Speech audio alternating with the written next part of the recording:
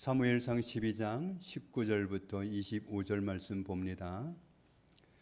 모든 백성이 사무엘에게 이르되 당신의 종들을 위하여 당신의 하나님 여호와께 기도하여 우리가 죽지 않게 하소서. 우리가 우리의 모든 죄에 왕을 구하는 악을 더하였나이다. 사무엘이 백성에게 이르되 두려워하지 말라. 너희가 과연 이 모든 악을 행하였으나 여호와를 따르는 데에서 돌아서지 말고 오직 너희의 마음을 다하여 여호와를 섬기라. 돌아서서 유익하게도 못하며 구원하지도 못하는 헛된 것을 따르지 말라. 그들은 헛되니라. 여호와께서는 너희를 자기 백성으로 삼으신 것을 기뻐하셨으므로 여호와께서는 그의 크신 이름을 위해서라도 자기 백성을 버리지 아니하실 것이요 나는 너희를 위하여 기도하기를 쉬는 죄를 여호와 앞에 결단코 범하지 아니하고 선하고 의로운 길을 너희에게 가르칠 것인즉 너희는 여호와께서 너희를 위하여 행하신 그 큰 일을 생각하여 오직 그를 경외하며 너희의 마음을 다하여 진실이 섬기라. 만일 너희가 여전히 악을 행하면 너희와 너희 왕이 다 멸망하리라. 아멘. 계속해서 창세기를 말씀드립니다. 하나님이 창조하시는 모습만 보면 하나님이 만물을 창조하시고 사람을 창조하신 정도로 이해하기 쉽습니다. 그러나 하나님이 창조를 통해서 무엇을 하고 싶어 하시는지 거기에 관심을 가지고 말씀을 살펴보면 하나님은 단지 만물과 사람을 창조하신 것이 아니라 하나님이 경영하시는 하나님의 나라를 창조하고 싶었다고 하는 사실을 알 수 있습니다. 왜냐하면 성경 전반에 흐르는 주된 내용이 하나님의 나라를 이 세상 가운데 세우기 원하시는, 사람들 가운데 이루기 원하시는 그런 하나님의 그 속내가 계속해서 드러나고 있기 때문입니다. 하나님의 나라에는 세 가지가 있습니다. 하나님의 임재가 있어야 그곳이 하나님의 나라입니다. 하나님의 통치가 있어야 하나님의 나라입니다. 그리고 하나님이 임재해 계시고 하나님이 통치해 계시면 거기에는 반드시 하나님이 보장하시는 안식이 있습니다. 그런데 아담과 하와가 어느 날 하나님의 통치를 거절하는 돌이킬 수 없는 실수를 했습니다. 그래도 하나님은 사람을 포기하지 않으시고 하나님의 나라를 사람들 가운데 세우는 것을 포기하지 않으셨습니다. 사람을 속여서 하나님의 통치를 거부하도록 만들었던 사탄을 심판하시고 그들에게 넘어갔던 사람을 구원하시기 위해서 여자의 후손을 보낸다고 하나님은 사람이 타락했을 바로 그때에 즉시로 선포하셨습니다. 이사야 59장에는 말씀을 보면 사람이 죄를 짓게 되면 자기가 지은 죄가 하나님과 나 사이를 딱 가로막아 버립니다. 그래서 하나님과 소통할 수도 없고 하나님과 함께 있을 수가 없는 그런 상태가 되어 버립니다. 창세기 3장 15절 말씀을 보면 이 말씀을 원복음이라고, 아주 맨 처음에 하나님이 주신 복음이라는 뜻에서 원복음이라고 말을 합니다. 이 말씀 속에는 여자의 후손이 오셔서 우리 원수를 심판하겠다는 말씀을 하시고 또 우리를 넘어뜨린 원수를 심판하는 과정에 고난을 당하심으로 원수에게 속아서 하나님께 죄를 짓고 그들에게 끌려갔던 우리를 구원하신다는 뜻이 담겨져 있습니다. 여자의 후손이 오셔서 우리를 구원하시는 과정에 발꿈치를 상하게 된다는 것은 우리 죄를 위해서 십자가에 죽음당하실 것을 예언하는 말씀입니다. 그런데 왜 죽음이면 큰 문제인데 그것도 다른 사람이 죽는 것도 아니고 하나님의 아들이 죽는 건데 왜 그걸 발꿈치 정도 발꿈치 상하는 정도로 가볍게 표시를 했느냐 하면 하나님의 아들이 여자의 후손이 오셔서 우리를 구원하기 위해서 십자가에 죽으실 것이지만 부활하실 거기 때문에 발꿈치 상하는 정도로 표현을 하신 겁니다.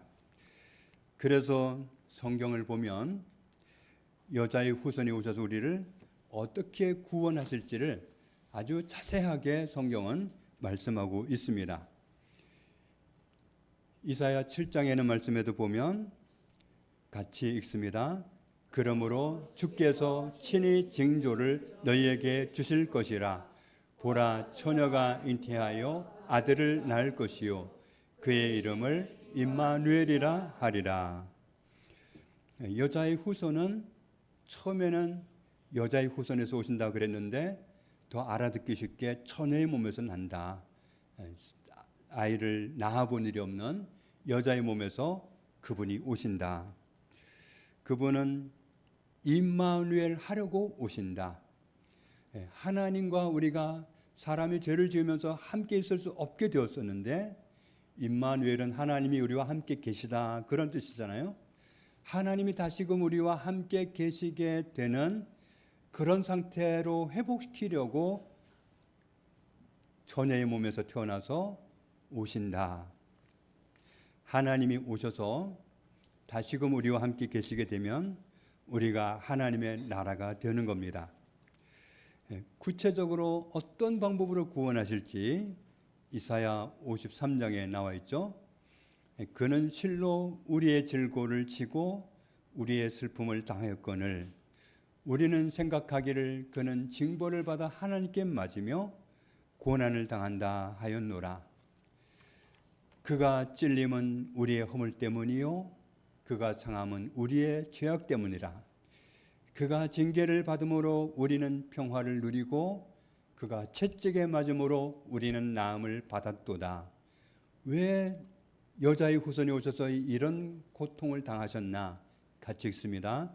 우리는 다 양 같아서 그릇 행하여 각기 제 길로 갔거늘 여호와께서는 우리 모두의 죄악을 그에게 담당시키셨도다. 모든 사람의 죄를 하나님이 여자의 후손에게 처녀의 몸에서 태어나서 오신 예수님에게 담당시키셨기 때문에 그가 우리 죄를 없애주시기 위해서 우리 대신 형벌을 받으시느라고 십자가에서 저렇게 고통당하고 죽게 되었습니다. 하나님께서는 하나님의 임재를 잃어버리고 하나님의 나라를 상실한 우리들에게 우리를 구원하셔서 다시금 하나님의 나라가 되게 하시려고 이런 방법으로 우리를 구원하신다고 선지자들을 통해서 계속해서 말씀해 오셨던 겁니다. 하나님이 말씀하신 그 언약이 얼마나 신실하게 성취되었는지를 우리는 성경을 보면 볼수록 날마다 탐복하게 되어 있습니다. 창세기 3장 15절 이 말씀 속에는 하나님의 통치를 거부하고 하나님의 나라를 상실했던 우리를 하나님이 용서하신다는 용서가 전제되어 있습니다. 죄는 하나님을 가까이 할 수가 없는 법인데 하나님은 이 언약의 말씀을 우리에게 주심으로써 나는 너희를 용서했으니까 이미 너희를 용서했고 그 죄를 내가 여자의 후손을 보내서 해결하기로 다 계획해 놓았으니까 너는 다시금 나와 함께 살 수 있다. 이 말씀이 되는 겁니다. 하나님의 임재를 회복하라는 거죠. 그래서 하나님은 이사야서를 통해서 이렇게 말씀하십니다. 이스라엘 자손들아 너희는 심히 거역하던 자에게로 돌아오라. 44장에는 말씀 같이 읽겠습니다. 내가 내 허물을 빽빽한 구름같이 내 죄를 안개같이 없이 하였으니 너는 내게로 돌아오라. 내가 너를 구속하였음이니라. 이 말씀을 하실 때는 아직 여자의 후손이 오시기 전이에요. 한참 뒤에 여자의 후손이 오십니다.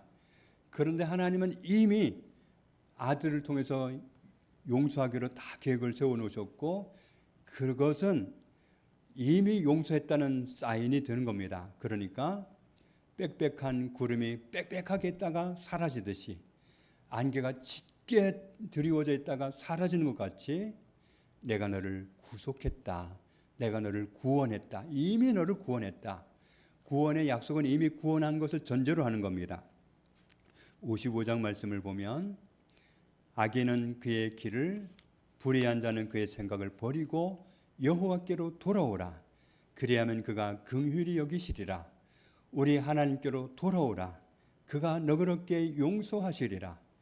하나님은 이미 우리를 다 용서해 놓으시고 마음으로 용서해 놓으시고 우리를 한 사람 한 사람 부르고 계시기 때문에 너희는 모든 생각들을 불의한 생각들을 버리고 돌아오기만 하라는 겁니다. 하나님의 임재를 회복하고 하나님의 나라가 되어서 하나님이 보장하시는 안식을 누리면서 살라고 하시는 말씀을 이렇게 하고 있는 겁니다. 사람이 하나님의 통치를 거부하고 하나님의 나라를 벗어났지만 하나님은 우리에게 다시 임재하시고 우리가 하나님의 거하시는 하나님의 나라가 되기를 변함없이 원하셨습니다. 그래서 하나님은 아브라함을 찾아오셨고 아브라함이 하나님을 모시고 사는 사람이 되었습니다. 아브라함이 하나님의 나라가 된 거죠. 하나님이 아브라함을 통치하시니까 과연 아브라함은 하나님의 나라구나. 하나님이 아브라함에게 함께 계시고나는 것을 온 세 사람이 알도록 그렇게 드러났습니다. 이 말씀을 보면 아브라함이 자기 신하들 318명을 데리고 감히 여러 왕들이 연합해 있는 그런 연합국들을 공격해서 승리하고 돌아옵니다. 그때 승리하고 돌아왔을 때 소돔 왕이 제안을 합니다. 포로로 잡아온 사람들은 내가 가질 테니 재산은 네가 가져라.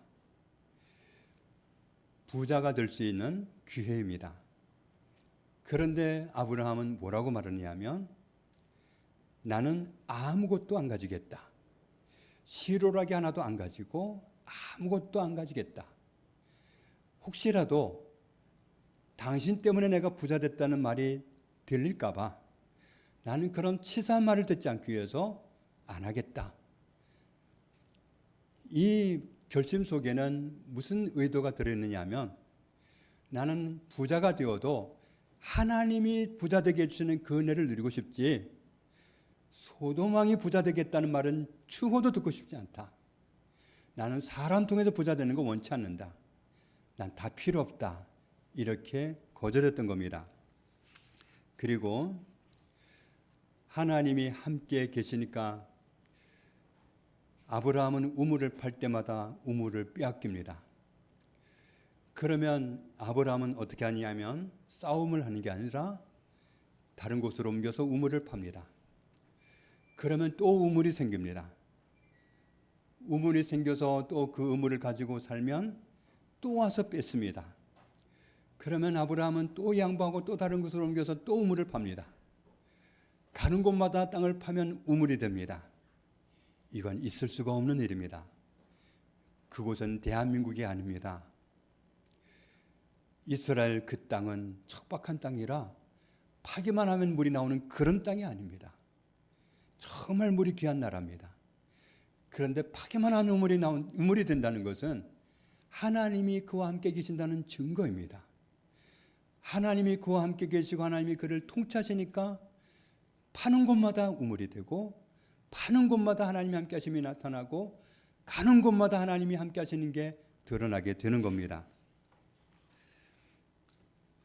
아브라함도 하나님을 알아가는 과정이라 실수는 있습니다. 부인을 누이 동생이라고 했다가 이웃 왕에게 자기 부인을 빼앗기기도 합니다.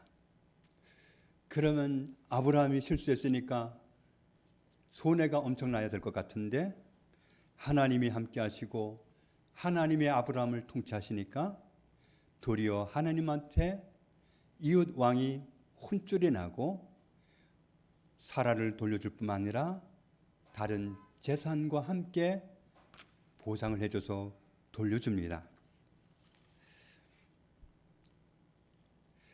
이렇게 하나님이 아브라함과 함께 계시고 아브라함이 하나님의 통치 가운데 사는 하나님의 나라가 되니까 그는 이런 하나님의 임재 가운데 사는 하나님의 나라라고 하는 사실이 드러나는 삶을 살게 됩니다.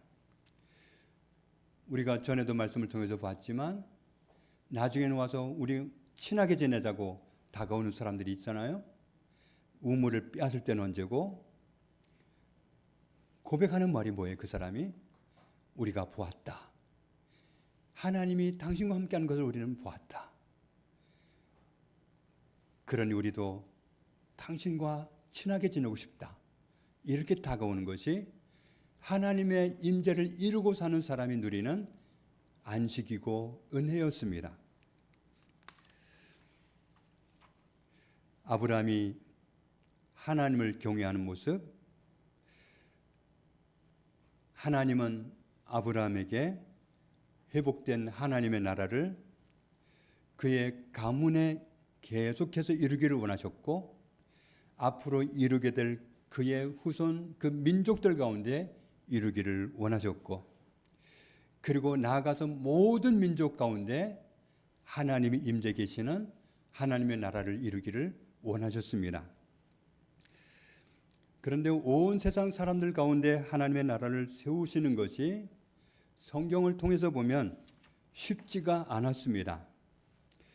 애굽을 떠나와서 가나안 땅에 이스라엘 백성들이 정착해서 살 때 그들이 얼마나 쉽게 하나님을 떠나는지 사사기를 보면 얼마나 그들이 그렇게도 배신을 잘하는지 우리는 사람이 얼마나 믿을 수 없는 존재인지 보게 됩니다. 하나님을 떠나면 안식이 없으니까 힘들다고 살려달라고 외치고 그럴 때마다 하나님은 정말 아무 속이 없는 분처럼 또 다가오셔서 그들을 도와주세요. 사사를 세워서 그 민족을 구원해 주십니다. 그래서 하나님은 얼마나 사람들을 사랑하시고 하나님의 임재를 벗어나서 고통 가운데 있는 그것을 힘들어 하시는지 그것을 보는 것을 힘들어 하시는지 하나님의 사랑을 알 수 있습니다. 하나님의 소원은 하나님이 창조하신 모든 사람들 가운데 하나님이 임재하시고 그곳이 하나님의 나라가 되게 해서 그들이 정말 하나님의 나라 가운데 있기 때문에 행복하다고 하는 그 고백하는 것을 보면서 하나님도 행복해하는 그것을 원하십니다. 그래서 하나님은 하나님의 나라를 세우는 것을 그렇게도 원하시는 겁니다. 그래서 모든 성경은 하나님의 나라가 하나님의 소원대로 시대마다 사람들은 그렇게 배신 때리고 그렇게 떠나가고 하지만 그럼에도 불구하고 포기하지 않으시고 끊임없이 하나님의 나라를 여전히 세우고 싶어 하시는 하나님의 열정이 시대마다 어떻게 이루어져 가고 있는지를 보여주고 있습니다. 예를 들어서 사사기를 통해서는 그 시대의 사람들이 반복적으로 하나님을 떠나서 하나님의 임재를 상실하고 하나님의 나라를 무너뜨리는 그런 안타까운 상황 가운데에서 하나님은 그들을 떠나지 않으시고 여전히 그들 곁에 계시면서 하나님의 임재를 회복하시고 하나님의 통치를 그들에게 주시고 안식을 누리는 그들의 모습을 보고 싶어서 계속해서 사사를 세워서 또 기대하시고 또 기대하시고 그들을 여전히 돌보시는 하나님의 사랑을 엿볼 수 있습니다. 사사시대는 이스라엘 민족이 반복적으로 하나님을 떠나는 영적으로 어두운 시대인데 그런 가운데에서도 하나님은 여전히 하나님을 경외하는 사람 보아스와 같은 사람을 예비하시고 그런 사람을 찾아내시고 하나님이 보아스의 삶 속에 계시면서 보아스를 통치하시고 보아스가 안식을 누리게 하시고 그리고 여전히 그 땅 가운데에서 하나님의 나라를 세워가시는 그런 모습을 볼 수가 있습니다. 룻기를 통해서 우리는 보았죠. 사사기 8장에 있는 말씀을 보면 하나님이 기드온을 사사로 세우시고 나라를 구원해 주셨을 때 이스라엘 백성들이 뭐라고 기드온에게 요청하느냐 하면 우리를 다스리는 왕이 되어달라, 우리를 다스리소서, 이렇게 요청합니다. 그랬더니 기드온이 아주 멋있는 말로 거절을 합니다. 우리는 너희를 다스리지 않으리라. 우리 자녀들도 너희를 다스리지 아니하리라. 오직 여호와께서 너희를 다스리시리라. 하나님이 너희를 다스려야지 내가 왜 너희를 다스리냐. 말도 안 된다. 얼마나 좋은 말로 거절을 했습니까? 이게 하나님의 임재를 누리는 사람의 바람직한 모습입니다. 그런데 말은 그렇게 잘 해놓고 백성들한테 금부치를 달라고 하더니 그걸로 기드온이 우상을 만들었습니다. 그 우상 때문에 이스라엘 백성들 다수가 넘어졌어요. 사람이 우상을 의지하는 순간에 하나님의 임재를 잃어버리지 않습니까? 또 하나님의 나라가 무너지게 되는 거죠. 이스라엘 백성들이 호렙산에 머물 때 금송아지를 만들어 놓고 그게 하나님이라고 소리치는 순간이 있었습니다. 그 사건을 두고 이렇게 말씀합니다. 시편에 있는 말씀을 보면 같이 읽습니다. 자기 영광을 풀먹는 소의 형상으로 바꾸었도다. 영광은 하나님을 말합니다. 자기의 정말 영광 받으실 하나님을 버려버리고 풀먹는 소의 형상으로 금부치로 만들어 놓고 그걸 하나님이라고 떠받쳤다, 이런 말씀입니다. 자기 하나님을 소로 바꾸어 버렸다. 자기 하나님을 돈으로 바꾸는 경우도 참 많습니다. 그런데 그런 분들이 한결같이 하나님을 잘 말합니다. 절대로 돈이 나의 하나님이라고 말하지 않습니다. 나는 돈이 최고라고 말하지 않습니다. 입술로는 여전히 하나님을 말하고 있고 입술로는 여전히 하나님이 최고라고 말하는데 그의 삶은 돈을 부둥켜 안고 그 돈 때문에 많은 사람을 잃어버리고 자기가 선포했던 말씀들이 다 물거품이 되게 하고 자기가 말하는 그 신앙이 다 헛 고백이 되게 하는 그런 경우가 참 많습니다. 우리는 우리 자신도 모르게 나의 영광을, 나의 하나님을 하나님 아닌 엉뚱한 것으로 바꾸어버리는 그런 말도 안 되는 행동을 할 수가 있습니다.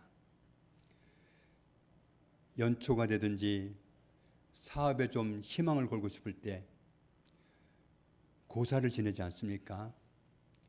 돼지머리 갖다 놓고 돈을 돼지 입에다 물려가면서 거기에 절해가면서 누구한테 복을 구하는지 모르겠어요. 하나님 아닌 다른 곳에서 이 사업에 복을 달라고 기도하는 거 아닙니까? 그 순간에 자기의 영광을 바꿔버리는 거예요. 돼지머리로. 하나님의 나라는 하나님이 임재해 계시는 곳입니다. 하나님의 통치가 있는 곳입니다. 하나님의 안식이 있는 곳입니다. 하나님을 경외하는 대신에 다른 것을 경외하거나 하나님을 최고로 사랑하는 대신에 다른 것을 최고로 사랑하거나 하나님의 법을 따르지 않거나 그러면 하나님의 임재를 잃어버리게 됩니다. 그러면 하나님의 나라가 아니지요. 하나님의 사람은, 하나님을 모시고 사는 사람은 내 안에 계시는 하나님이 무엇을 싫어하시는지 무엇을 기뻐하시는지 예민합니다. 그래서 가능하면 하나님을 정말 기뻐하게 하려고 선택하고 하나님이 싫어하는 것을 버리려고 하고 정말 그게 끊기 어려우면 정말 기도해가면서 하나님 정말 이걸 끊고 싶은데 안 됩니다. 제발 저를 좀 도와주십시오 해가지고 담배를 끊기도 하고 술을 끊기도 하고 그렇게 모습을 가다듬어서 하나님이 기뻐하시는 모습으로 살아가는 사람들이 참 많이 있습니다. 우리가 하나님의 임재를 잃어버리는 길로 가는 것, 하나님의 나라를 상실한 길로 가는 것은 하나님을 괴롭게 해드리는 겁니다. 우리는 언제나 하나님을 최고로 사랑하는 자리에 있어야 됩니다. 하나님을 사랑한다고 말은 하는데 정말 가만히 보면 목사의 신분을 가지고 사는 사람들 중에도 저는 우리 아들이 최고예요. 저 아들 밥 차려주러 가야 돼요. 이렇게 자기도 모르게 말하는 걸 보았습니다. 하나님을 사랑하는 대신에 배우자를 최고로 사랑하고, 하나님을 최고로 사랑하는 대신에 이성을 더 사랑하고, 돈을 더 사랑하고, 성공을 더 사랑하고, 그렇게 사는 경우가 많습니다. 그런데 자기는 그런 줄을 모르고 살아요. 자기는 아니라고 생각을 합니다. 정말 우리가 하나님 앞에서 내 자신을 보지 않는다면 우리는 깜빡 속을 수 있습니다. 그래서 하나님을 뜨겁게 사랑하고, 하나님 없이는 살 수가 없고, 하나님 힘주시지 않으면, 하나님 붙잡아 주지 않으면 내가 살 수 없다는 것을 인정하고 늘 하나님 앞에 무릎 꿇던 그 사람이 다른 것을 더 사랑하는 자리로 갔을 때는 하나님 앞에 무릎 꿇는 게 줄어지고, 하나님을 찾는 빈도수가 줄어지고, 다른 것을 더 사랑하고, 그런 쪽으로 나도 모르게 흘러가고 있는데 나는 몰라요.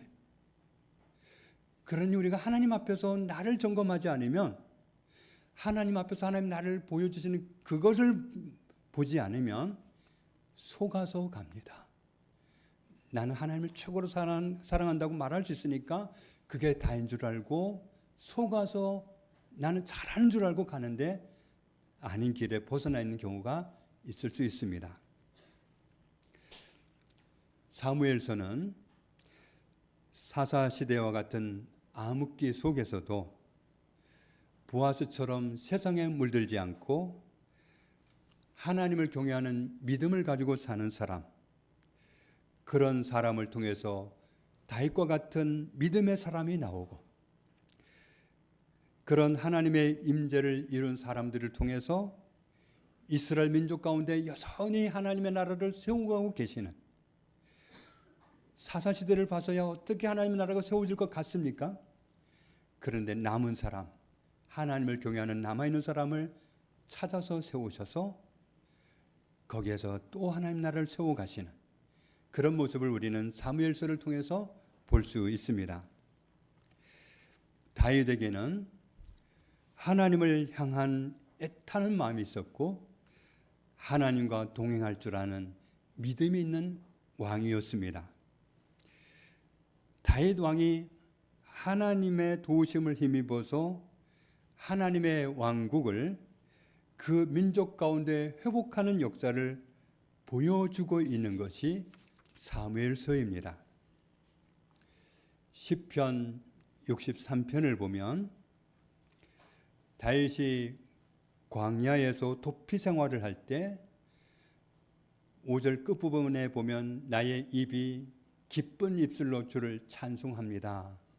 그러면서 언제 그렇게 할 거냐 같이 읽습니다. 내가 나의 침상에서 주를 기억하며 새벽에 주의 말씀을 작은 소리로 읊조릴 때에 하오리니. 내가 언제 하나님을 찬송하느냐 하면 내가 침상에서 잠자리에 누워서 그때도 내가 주를 기억하고 하나님을 찬송하겠습니다.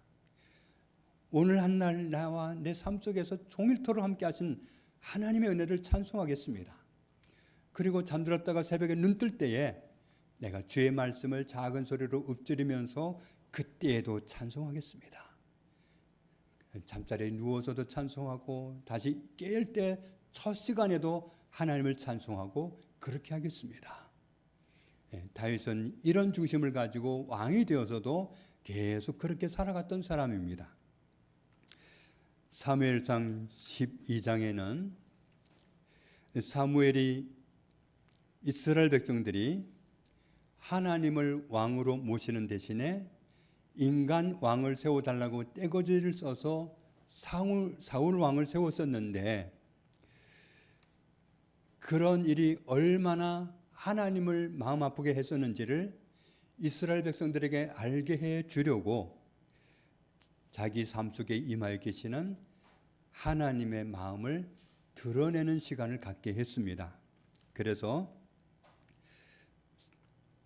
사무엘이 하나님께 요청을 했는데 하나님이 우레와 비를 갑자기 쏟아지게 하시면서 하나님을 왕으로 섬기지 않고 인간 왕을 구했던 이스라엘 백성들의 그런 죄가 얼마나 큰지를 이스라엘 백성들이 알게 하고 그것 때문에 하나님 앞에 깨닫고 회개하는 그런 시간을 갖게 했습니다. 19절을 보면 같이 읽습니다. 모든 백성이 사무엘에게 이르되 당신의 종들을 위하여 당신의 하나님 여호와께 기도하여 우리가 죽지 않게 하소서. 우리가 우리의 모든 죄에 왕을 구하는 악을 더하였나이다. 하나님만 왕으로 섬기면 됐을 텐데 인간 왕을 세워달라고 그렇게 한 것이 얼마나 악한 건지 이제 알았습니다. 우리를 용서해 주십시오. 하나님께 그렇게 기도해 달라고 요청합니다. 20절 이하에 있는 말씀을 보면 사무엘이 백성에게 이르되 두려워하지 말라. 너희가 과연 이 모든 악을 행하였으나 앞으로는 여호와를 따르는 데에서 돌아서지 말고 오직 너희의 마음을 다하여 여호와를 섬기라. 오직 너희의 마음을 다하여 여호와를 섬기라. 여기에서 떠나면 안 된다. 하나님을 마음을 다해서 섬겨라. 그리고 돌아서서 유익하게도 못하며 구원하지도 못하는 헛된 것을 따르지 말라. 다른 것들은 다 헛되니라. 여호와께서는 너희를 자기 백성으로 삼으신 것을 기뻐하셨으므로 여호와께서는 그의 크신 이름을 위해서라도 자기 백성을 버리지 아니하실 것이요. 하나님은 너희를 기뻐해서 택하셨기 때문에 너희가 잘못했음에도 불구하고 여전히 너희 가운데 임재하셔서 너희를 통치하시고 너희를 안식을 주시고 그래서 하나님 때문에 기뻐하는 너희 모습을 보고 싶은 그런 하나님이시기 때문에 너희를 버리지 아니하실 테니 너희가 잘못했을지라도 용서하고 너희를 버리지 아니하실 테니 너희는 오직 여호와를 섬기라. 이렇게 사무엘이 당부했던 겁니다. 하나님은 우리 가운데 임재하셔서 우리를 통치하시고 하나님의 안식을 누리면서 우리가 날마다 행복하게 사는 것을 보고 싶어 하십니다.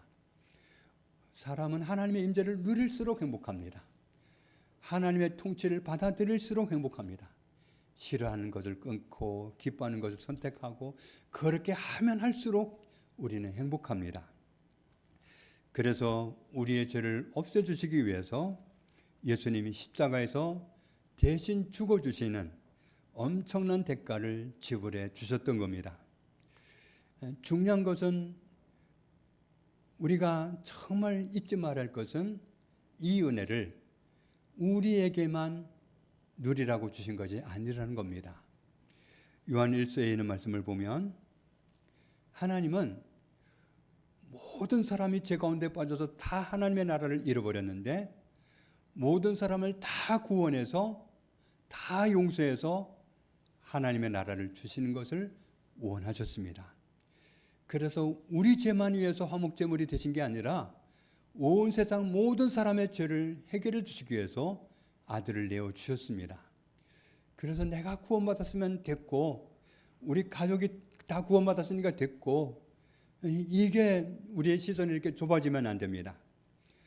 하나님은 모든 사람을 향하여 계시고 모든 사람이 구원받기를 원하시고 모든 사람 가운데 하나님이 처음에 창조할 때부터 계획하셨던 것처럼 하나님의 형상 가진 모든 사람 가운데 임재해 계시면서 그들을 통치하시면서 안식을 누리면서 행복하게 사는 것을 보고 싶어 하시는 것이 하나님의 처음부터의 소원이요 영원히 변하지 않는 소원이기 때문에 구원받아야 할 영혼이 있다면 우리는 하나님이 보는 그 곳을 같이 바라보고 그 사람을 같이 바라보고 그 사람도 구원받기를 같이 기도하고 그 사람에게도 하나님의 임재가 이루어지기를, 그 사람에게도 하나님의 안식이 주어지기를 같이 기도하고 같이 복음을 전하고 그렇게 해야 합니다.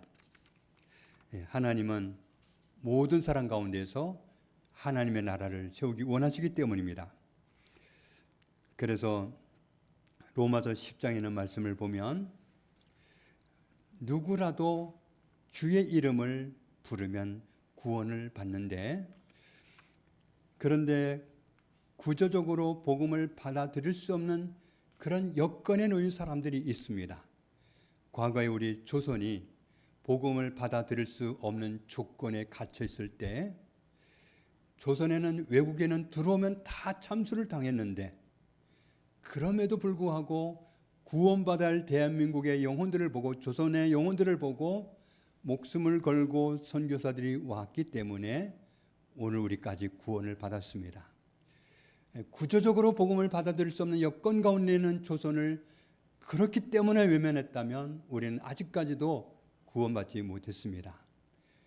그런데 하나님의 눈을 맞추고 하나님이 보시는 그 영혼들을 같이 바라보고 하나님이 애타는 영혼들의 구원을 위해서 같이 목숨을 들어가면서 헌신했던 청년들이 있었기 때문에 우리가 구원받았습니다. 우리는 이러한 사실을 놓치지 말아야 됩니다. 하나님은 모든 사람이 구원을 받기를 원하시는데, 전파하는 사람이 없다면, 위험을 무릅쓰고 복음을 전하려고 하는 그런 헌신이 없다면, 구조적으로 복음을 접할 수 없는 영역에 있는 사람들은, 예를 들어서 이슬람권에 있는 사람들은 구원받지 못하는 겁니다. 그런 사람들이 우리와 상관없지 않다는 사실을 우리는 주님께서 우리에게 하신 말씀을 통해서 확인할 수 있습니다. 마가복음 16장을 보면 같이 읽습니다. 또 이르시되 너희는 온 천하에 다니며 만민에게 복음을 전파하라. 아멘. 우리는 모든 영혼들에게 복음을 전해야 될 그런 당부의 말씀을 듣고 있습니다. 이 말씀을 가만히 보면 우리 가족이 먼저다, 가족 구원받고 나서 그 다음이다, 이런 조건이 없습니다. 구원받지 못한 영혼들을 보면, 복음이 필요한 영혼들이 있다면 그것은 다 우리의 복음 전할 대상이 되는 겁니다. 마태복음 28장에도 그러므로 너희는 가서 모든 민족을 제자로 삼아서 아버지와 아들과 성령의 이름으로 세례를 베풀고 내가 너희에게 분부한 모든 것을 모든 사람이 알게 해서 지키게 하라. 볼지어다 내가 세상 끝날까지 복음을 전하면서 사는 너희와 항상 함께 있으리라. 주님이 말씀하셨습니다. 사도행전 1장에도 성령님이 임하시는데, 성령님은 복음이 필요한 사람, 구원이 필요한 사람, 하나님의 나라로 회복되어야 할 사람, 이런 사람들을 보게 하시고 그들에게 달려가게 하시기 위해서 성령님이 임하셨다는 사실을 우리는 알 수 있습니다. 그래서 우리가 구원받은 이 구원의 복음은 우리에게서 머물러서는 안 되고 계속 흘러가야 됩니다. 구원받지 못한 사람에게로 계속 흘러가야지, 우물이 한 곳에 모여 있으면 물이 썩듯이 물이 흘러가야 그 물이 계속 살아있는 물이 되듯이, 복음이 나에게서 딱 머물러 있다면 그러면 복음을 썩게 하는 거나 다름이 없습니다. 복음이 필요한 사람에게 계속 흘러가야 됩니다.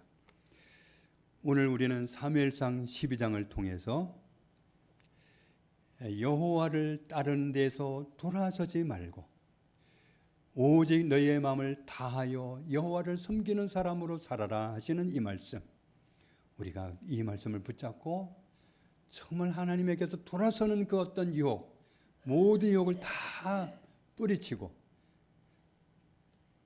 하나님을 사랑하고 하나님을 섬기고 하나님께 순종하고 하나님이 기뻐하시는 삶을 살아가고 온 땅 모든 영혼들 가운데 하나님의 나라가 임하게 하기를 원하시는 하나님의 소원을 품고 그 소원을 같이 기도하면서 이루어드리는 삶을 살면서 하나님이 원하시는 삶을 살아가는 저와 여러분 되시기를 주님의 이름으로 축복합니다. 하나님 아버지 감사합니다. 하나님의 나라를 우리에게 주시기를 그렇게도 원하신 하나님, 그 많은 끊기는 어려움이 있었어도 포기하지 않으시고 남아있는 믿음의 사람을 찾아내시고 그를 통해서 계속해서 하나님의 나라를 우리에게까지 이루어 주시는 은혜를 감사합니다. 땅끝에는 모든 사람에게까지 하나님의 나라를 주시기 원하시는 하나님의 마음을 헤아릴 수 있는 은혜를 주셨사오니 주님, 우리가 오늘을 내일을 어떻게 살아갈지를 알게 하여 주옵소서. 하나님을 따르는 이 자리에서 돌아서지 않게 해주시고 마음을 다해서 하나님을 섬기고 하나님을 사랑하는 사람으로 일평생 살아가는 저희들 되게 하여 주옵소서. 예수님의 이름으로 기도합니다. 아멘.